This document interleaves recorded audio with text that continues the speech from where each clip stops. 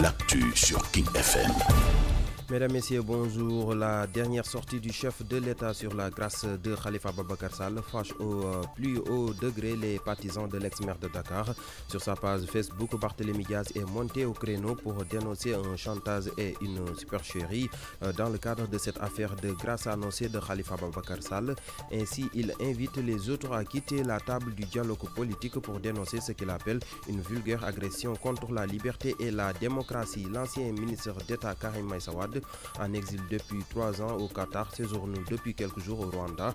Le quotidien LAS, qui donne l'information, renseigne que son ancien directeur de publication, Mamadou Thierno Talla, a rencontré Wade fils samedi 24 août à Kigali. Sur place, le nouvel homme fort du PDS a confié qu'il est venu au Rwanda, rendu visite à un ami et donne rendez-vous à Dakar. L'affaire de la cocaïne saisie au port de Dakar connaît un nouveau rebondissement. Ismaël Ousmane Ba, envoyé spécial du cartel, est tombé alors qu'il s'apprêtait à quitter le Sénégal.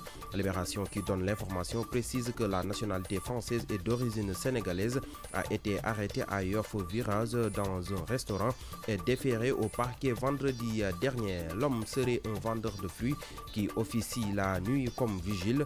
Selon le quotidien La Tribune, il est tombé donc du 7e étage d'un immeuble à la cité Keur Gorgui, grièvement blessé. Le malheureux, dont l'identité n'est pas encore révélée, a de la chance.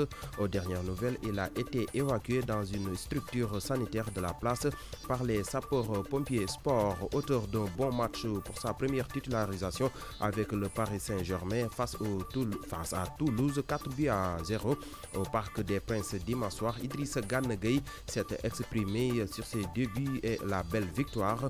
Le milieu de terrain sénégalais dixit qu'il est plus facile de s'intégrer quand on est entouré de grands joueurs, a rappelé que le public de PSG a réclamé sa titularisation. Et pour la partie musique du jour, nous vous proposons la chanson de Nix intitulée Zik des Gentlemen, sortie en 2010. Écoutons. Tu t'ennuies, tu passes, baby, c'est ton jour de chance. Au fait, je me présente, c'est Nicolas Omar. Dans ma poche, je trouve Dakar. Change de jean quand j'en ai marre. Ce soir, on est refait. Larguer les amarres, les divas veulent s'évader. D'ailleurs, comme tous les soirs, mamie fait ton show. Bouteille dans le seau. Bien sûr, on fait l'after. Elles veulent tout y faire un saut. Papi fait le beau. On sait que t'as les crocs. Mais ce soir, c'est ma party. Ce qui manque, c'est pas les go. La version Wolof de ces brèves, c'est dans une poignée de secondes.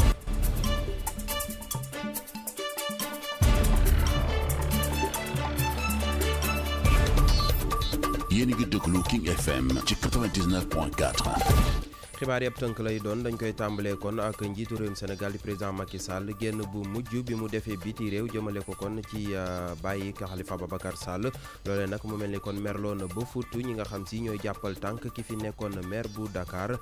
ci page Facebook am Barthélémy Diaz nekk maire bu Mermoz moom nag dafa daal di maire ba futu li mu xamle kon moo di lii nga xam moom la njiitu réew mi daal di wax ndexu fi lu dul kon mbirum chantage ak daal di jaay doole. mu daal di xamal sax ñi nga xam si ñooy dem ci bokk ci waxtaan jëm ci wàllum politique bi ngir ñu daal di fay jóge ndax ki nga xam si moo fi nekk dafa daal di sàmmawul kon benn yoon ak àq ak yelleefu doomu aadama waaye tamit dafa daal di luubal li le di démocratie réew mi. ki nga xam si tamit moo di keneen koo xam ni moom it dañ ko daal di may grâce présidentielle moo di Karim Meïssa Wade.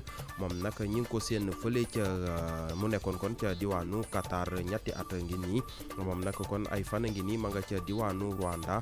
Las mi nga xam si moo daal di joxe xibaar bi li mu xamle kon moo di ki leen ko xamal moo di ki fa nekkoon ci ay jamono seen directeur de publication di Mamadou Thierno Talla. li mu leen xamal moo di kon daje na ak doomu Abdoulaye Wade bi la di Karim Meïssa Wade fële ci Kigali niki samedi bi nu weesu. li mu ko xamal nag moo di dafa ñëwoon ngir seet benn xaritam te it kon daal dina koy jox dig daje fii nii ci diwaanu Dakar. mbirum drogue bu bëri bi nga xam si kon jàpp nañ ko ci port bu Ndakaaru am na leneen lu ci bees.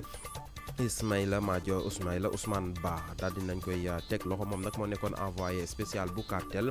yéenekaay bi la di Libération moo nu daal di jox xibaar bi mu yokk ci ni kon moom mi lay yor nationalité française ba pare daal di juddoo fii nii ci réewum Sénégal ci Yoff Virage ci benn restaurant lañ ko daal di fekk jàpp ko laata ñu koy yóbbu ca parquet ba. ki nga xam si tamit moom njombe tuutee te mu dal ko.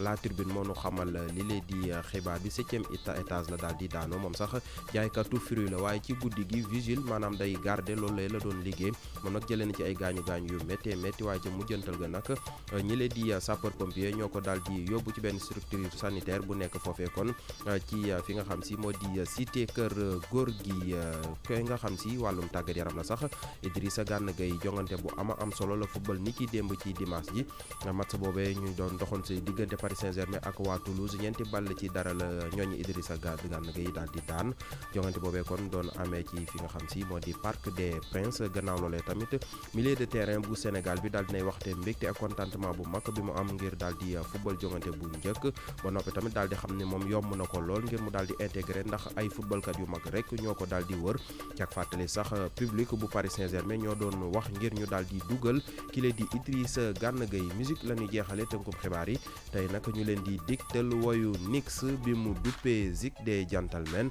2010 la génnoon ñu teewlu. Tu changes le matin après l'échange. Montre-moi comment tu vis ta relation à distance. Si tu t'ennuies, tu passes, baby, c'est ton jour de chance. Au fait, je me présente, c'est Nicolas Omar. Dans ma poche, je trouve Dakar. Change de jean quand j'en ai marre. Ce soir, on est refait.